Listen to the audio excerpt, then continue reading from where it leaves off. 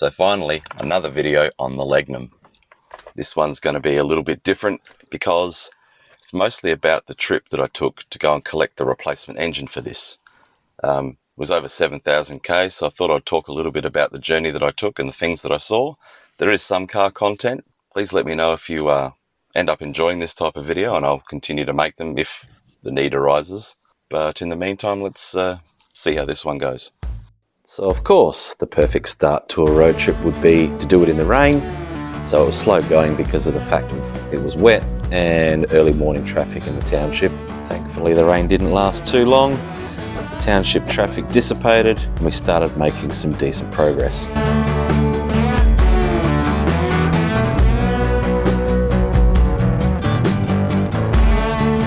Made a quick stop by the shoreline to make sure everything was good with the trailer, and picked up a coffee from a cafe with a crab on the roof. Travelling around a larger township with your typical highway concrete barriers and guardrails, the sky's starting to really clear up and the foliage is sort of starting to change. Eventually the guardrails fall away, the country becomes more wide open, the grasses start popping up and it starts to feel a little bit more rural. And then you even start hitting some pink roads, which isn't typical.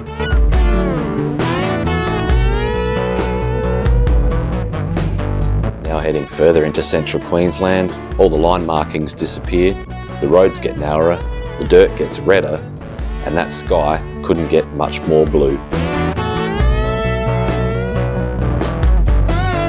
Then we start seeing some roadside grasses again, still no line marking, the roads are still narrow, but then we start getting in towards more rural townships and the trees start appearing again.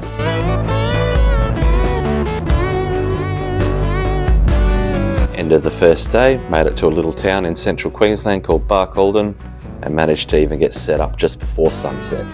Look at that sky. Back on the road by 8 o'clock the next morning, making some steady progress direct south.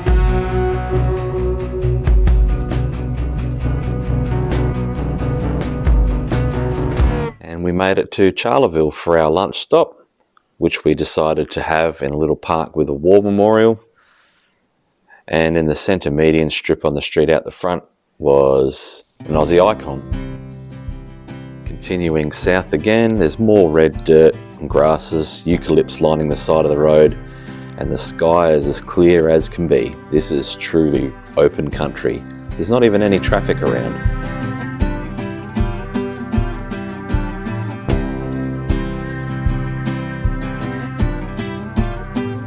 So it's the end of day 2. We've reached a little town called Cunnamulla in central Queensland.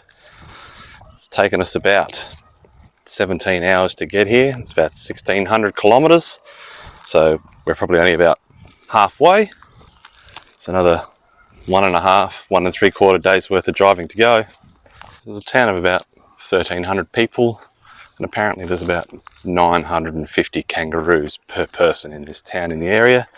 So yeah, that's a lot of roo jerky. So a pink galah decided to come and visit our campsite, and then he brought along a few of his friends just before sunset. That is without a filter. That is spectacular. But I think my favourite part so far is getting to spend time with my family like this. And if you're in Cunnamulla, you have to go and visit the Cunnamulla fella.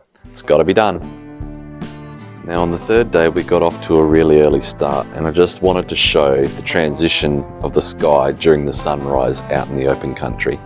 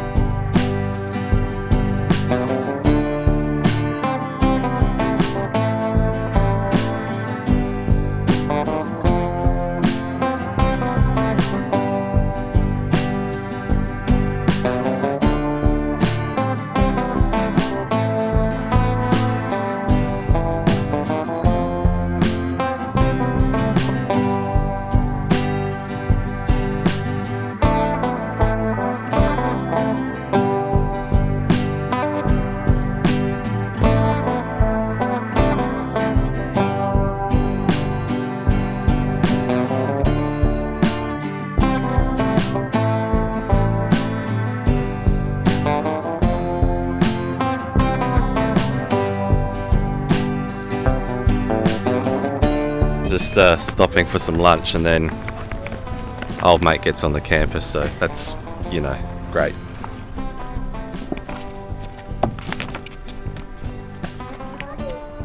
If you could not, that'd be good.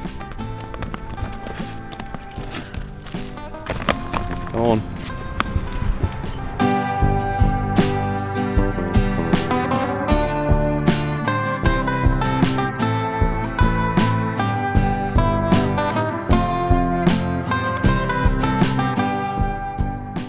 So that's the end of day 3 of travel. Set up camp, left Queensland, entered New South Wales, and nearly left New South Wales, a little town called Broken Hill, which isn't that little.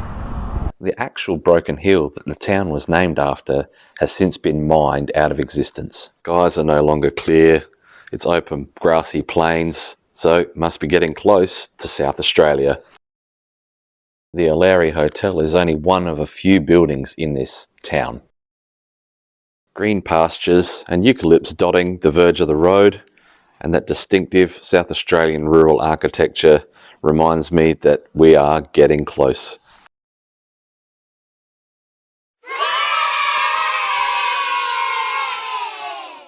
The family spotted some wallabies while they're on a walk while I was on my way to collect the engine. Alright, so after about 3.5 days of travel and 3,000 kilometres, we're finally in Adelaide so I can pick up the engine for the LEGNUM. Now I'm stuck in rush hour traffic, which is very foreign to me, and I don't like it very much, but it's just something I have to deal with, I guess. So keeping in mind that 3,000 kilometres has cost us around $800 while towing our accommodation, which means return trip should be less than the shipping cost for the engine, and we get a holiday out of it. Not bad.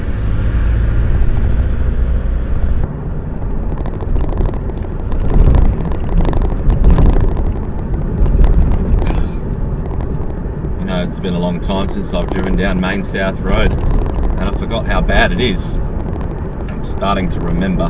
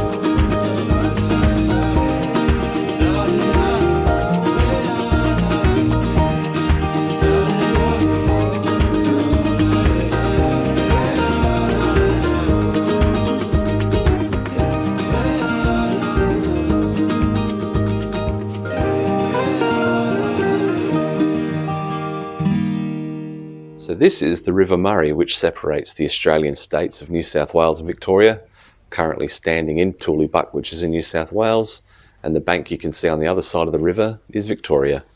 So after our quick rest stop, had a feed and stretch our legs in Tooleybuck, we're back on the road again, heading for our first night stop, which is West Wyalong, and of course come across some roadworks in central New South Wales, which I'm not saying are unwarranted. I'm actually quite thankful, but it did slow us down a little bit.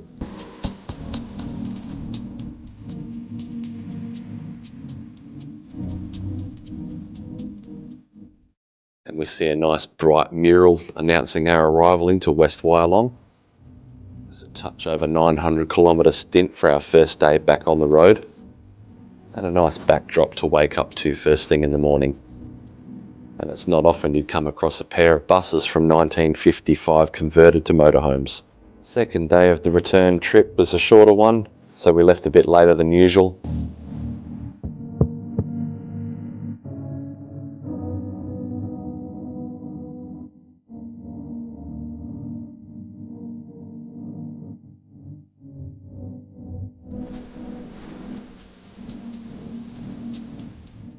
Had a quick stop in Dubbo for some lunch. Now for some reason the GPS took us along the back roads, not that I thought you could get much more back roads than we are, so we ended up seeing some parts of the country we otherwise wouldn't have, thanks to some outdated technology.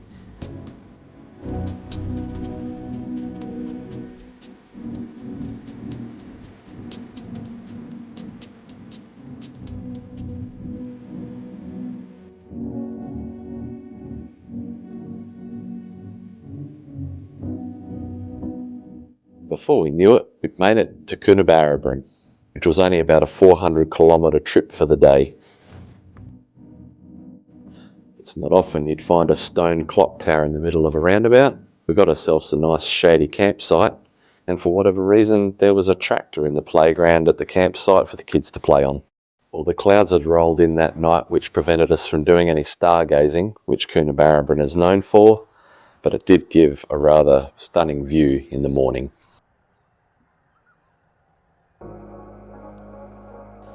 Another day of under 500 kilometres to travel, so we weren't in a hurry to leave in the morning. We started making good progress.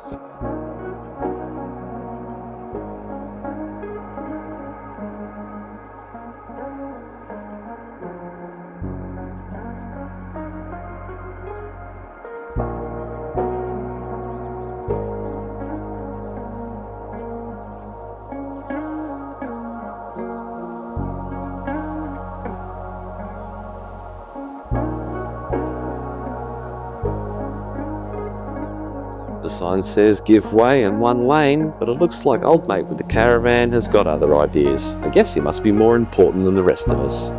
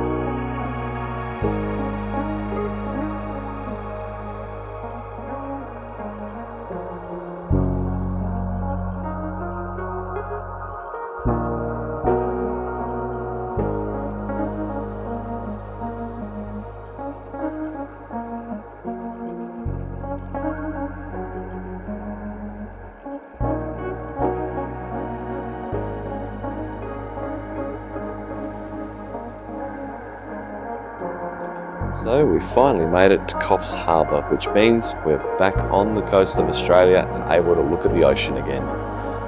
We had an extra night stay here, went and saw a big banana. And apparently this is the correct way to drive a bumper car.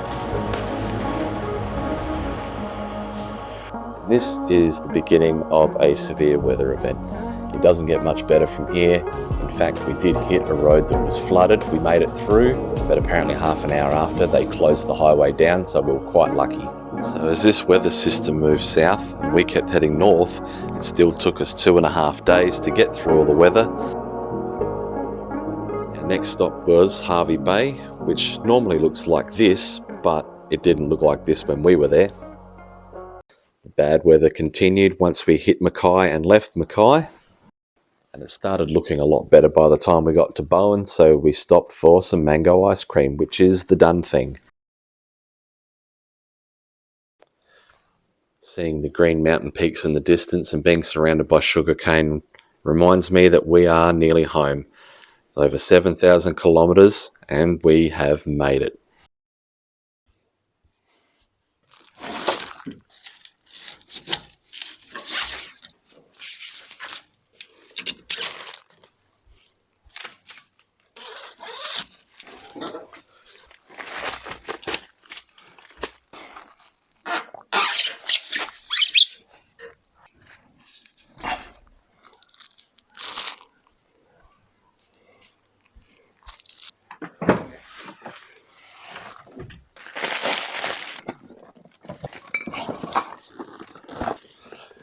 Extra parts.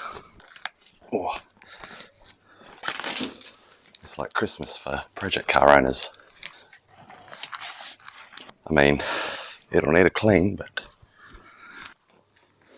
I don't even remember what I've got.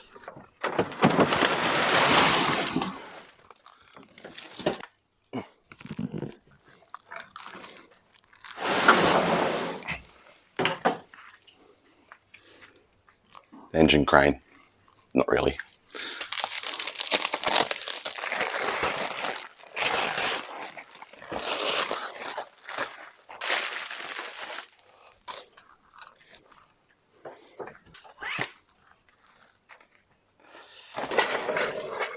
Oh, right.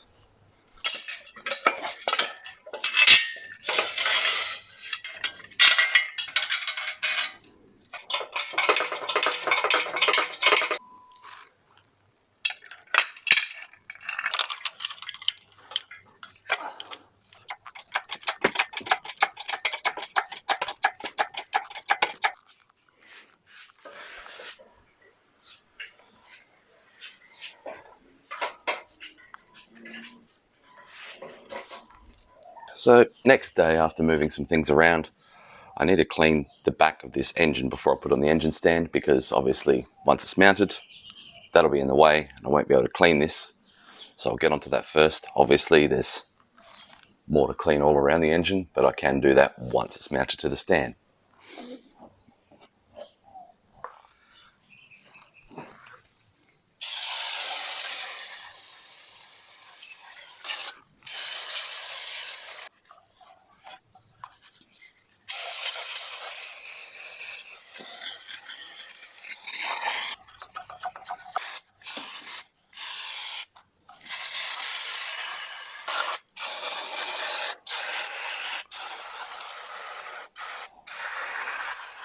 Yeah, a bit of a leak here. I'm going to have to replace those valve cover gaskets.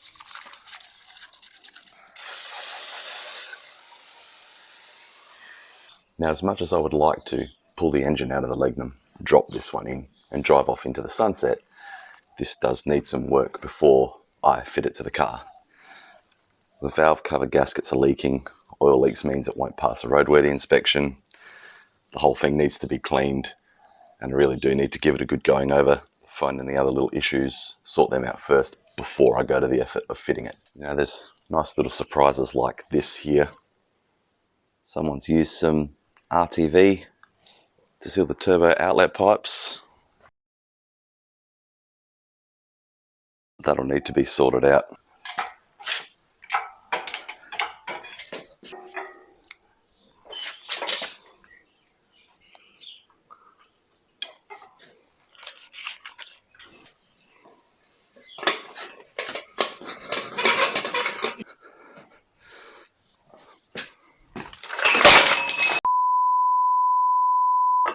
Right, so that's the engine mounted to the engine stand. The only casualty was, I think it's an idle air control valve that was here that hit this post when the engine swung around. Yeah, that was a silly mistake. I was trying to find this pin to lock it in place. Next time I'll just keep it in my pocket so I don't have to go looking for it and avoid stuff like this.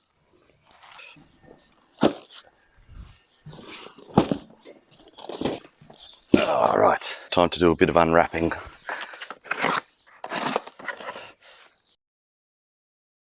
Thing is, I cannot remember what I got. That is handy. That would be ECU, AC compressor,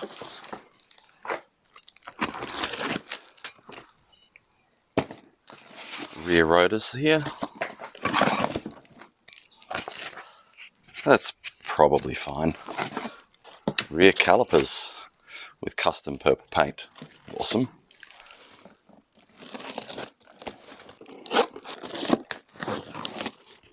Oh, everything's very well packed. Very good. We got airflow meter, center dash vents, looks like radiator support brackets. That would be power steering pump, driver's side dash vent. Ooh, hello. Center console, climate control, passenger side vent, and the vent itself's popped out, but that's okay. Oop. Watch out for that. Interior dome light. There are lights above the rear doors.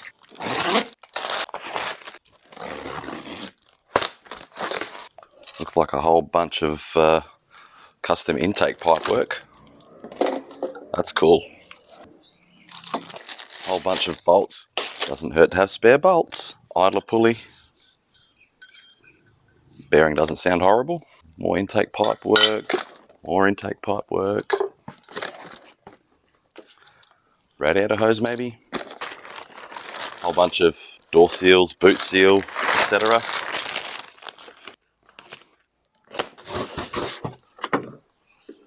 Headlights. It will not hurt to have spare headlights. Pretty sure this last box will be one of the first parts I bought for the LEGNUM. This is likely to be my coilovers. Well, quite a mess at the moment, but that's all of the parts, including the engine that I picked up. Definitely well worth the trip. Also, not to mention a couple of front seats that aren't torn up like mine. The rear seat will still be leather, but I'm putting seat covers on the whole lot, so that sorts out another issue for the roadworthy. Oh. Bonus item, forgot about this one.